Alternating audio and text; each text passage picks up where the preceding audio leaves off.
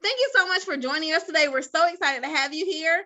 Can you go ahead and get us started with a brief introduction? Yes, hello, my name is Immanuel Whitaker. I am a real estate agent for a new home builder. I am also the area manager for a new home builder. So what that means is I I'm over all the sales in communities, whether or not they're a 50 home community or when I say community, that's the same as a neighborhood. So whether or not it's a 100 home neighborhood or it's a 50 home neighborhood, I manage all of those sales for Hughston Homes. Perfect. So how long have you been in the field? Well, how long have you been in this position? So I've been in this position for a little less than 2 years. So I've been in Awesome. real estate for 5 years though. Awesome. Perfect. So my first question is, what type of education or training is required for your career? So my career is very, very unique. It doesn't require a lot of education or a lot of training. You can take a 75-hour class, whether it's online or you can go to a university like Columbus State. So it's not very hard to get into.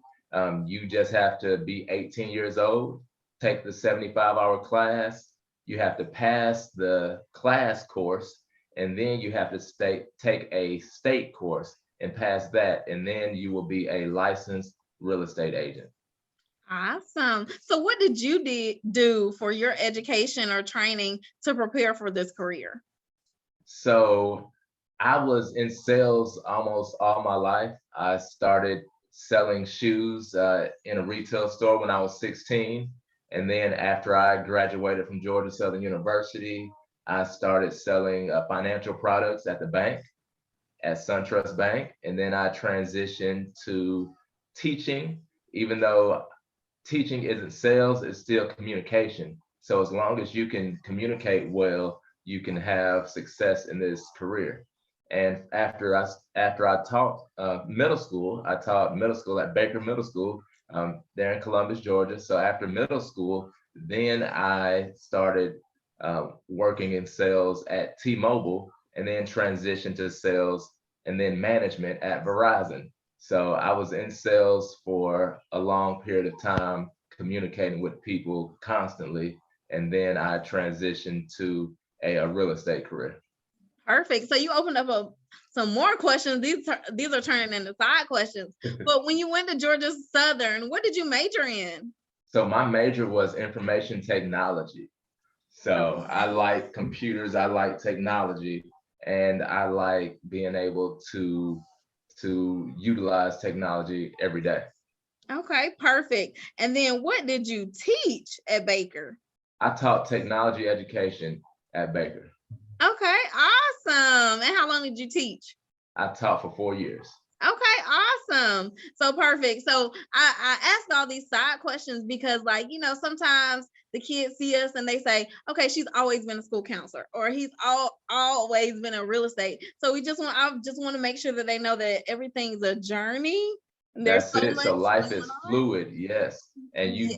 even though you might study something in school, you really don't know what you want to do for a career until you start doing it.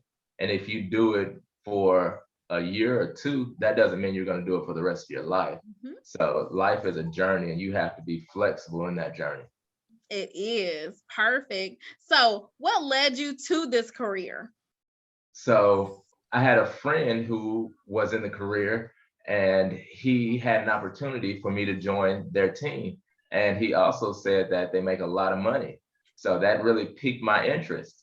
So I already was in sales, and he said there's an opportunity to do what you like doing, which is selling, but be able to provide for your family in a better way. So the flexibility that my career offers also. So normally I don't have to go to work until lunchtime, and then I get off of work before dinner time.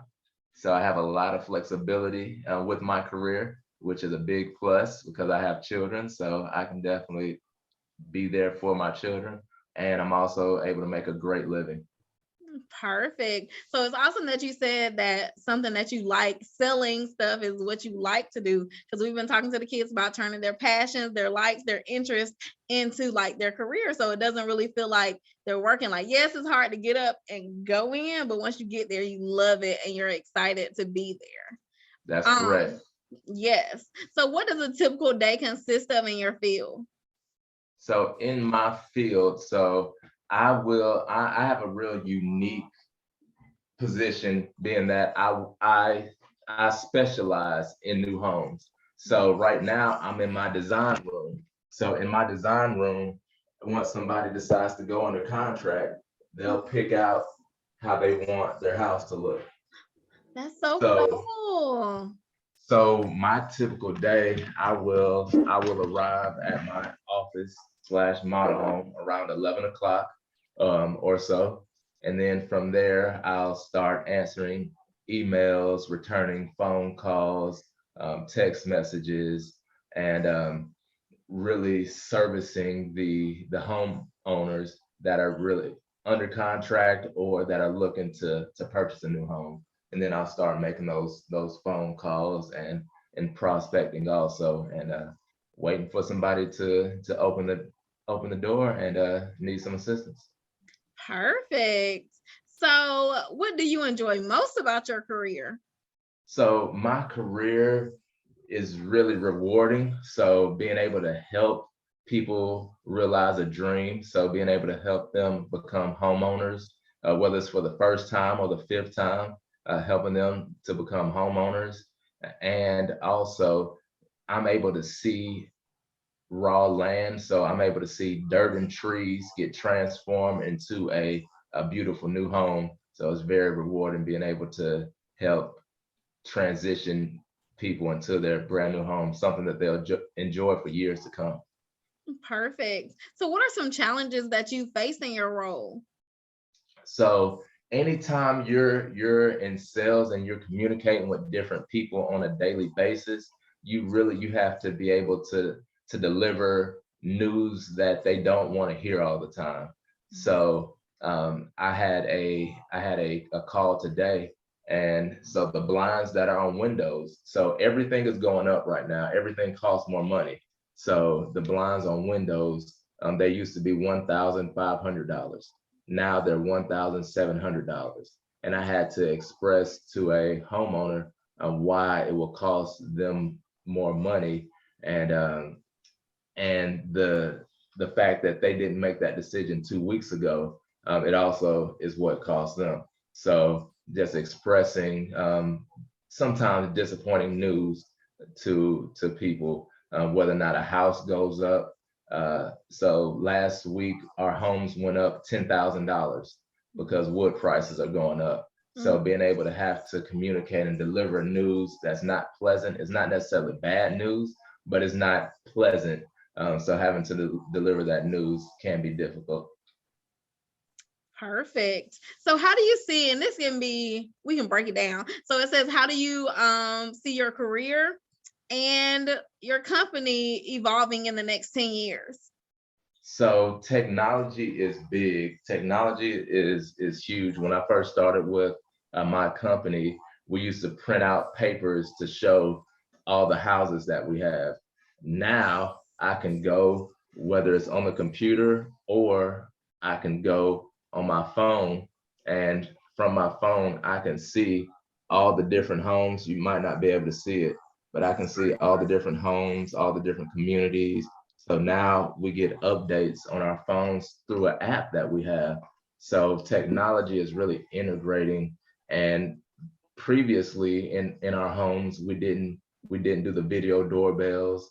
We didn't do the garage doors that you can open up from your phone. You can control your lights through your phone. So now in the next 10 years, that trend will be putting all of that new technology in the brand new homes, so we can evolve and be smart. So we want ourselves to be smart, and also we want our homes to be smart. So when you buy a new home, most of the time it's going to be a smart home. So that technology is always going to be evolving, so we can make our life easier. Yes. Awesome. So, what kind of person do you think is most successful in your field? So problem solvers and great communicators are the people that are able to experience success in real estate. You have to be persistent also. So being persistent means you cannot give up uh, with the first piece of adversity or the first no. So you'll hear no a lot, but you have to continue going. Anytime you're in a field of sales, it takes a lot of persistence and it takes a lot of problem solving, because if you can't solve problems, then you're not valuable to the buyer. So being able to solve problems and think through things, those are the people that are really successful in real estate. Perfect. And you touched on this a little bit, but what does communication look like in your field? So communication is key. We are really told to over communicate. So right now with the COVID pandemic, a lot of building material are delayed. So if I have windows that aren't arriving yet, or if I have attic doors, or if I have wood flooring that's delayed, I have to communicate that with the homeowners, because they're probably renting a home or they have to sell their other home. So we have to communicate every single phase. If the interest rates, so that means the money that it costs you to borrow money.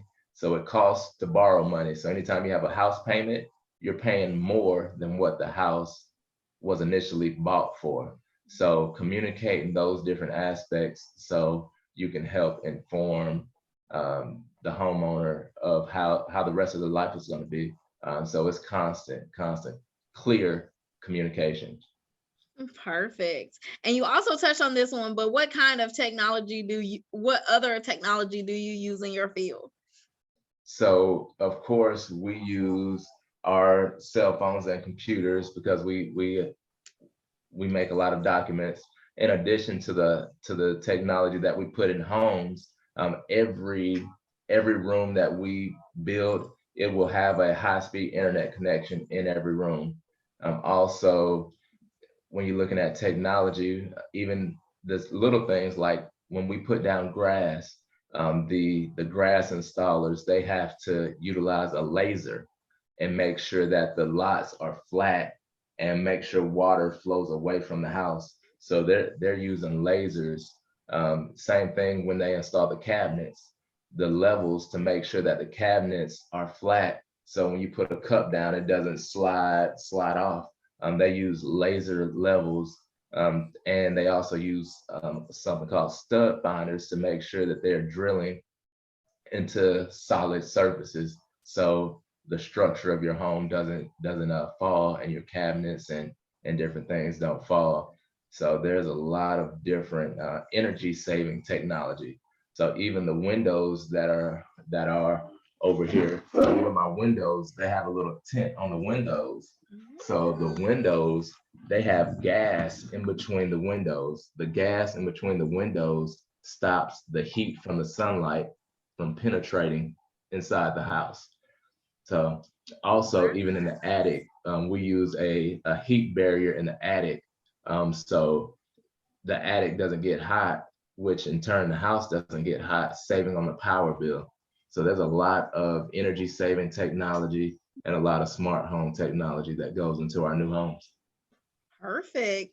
So, what kind of classes would you recommend for like a middle school student or a high school student to take if they're interested in your career or one similar? So my career is very, very interesting. Normally, to have a lot of success in real estate, you want to have some life experience first. So one of the main things is taking different communication classes and being able to problem solve. So math is also Mhm. a very, very key factor in what I do, because I just did some paperwork now, well, today, where we had to add up different add-ons where people wanted a bigger shower, and they also wanted a bigger tile area. They wanted different quartz countertop. So adding up all those different things, and we had to make sure that their house was going to be the price that they agreed on. So if we couldn't add those up properly, and then we wouldn't have been able to assist our buyers in the correct manner. We would have had them paying too much or too less, which isn't fair to them. Yes. Perfect. So, do you have any advice, final advice for our students here at Richards?